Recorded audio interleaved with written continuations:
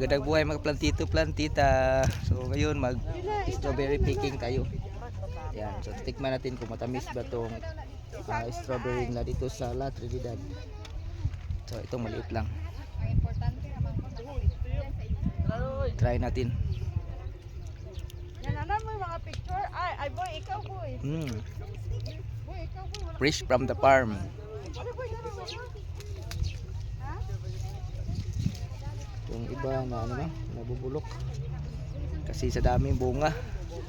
Yan o. Puno na? Isang kilo na? Aboy, di ko takang puno.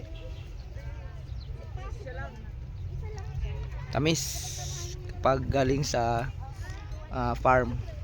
Ay balik ko dahil. Dapat sirit ka. Dila ko kaikuan. Ay, ang gunto. Preskong strawberry.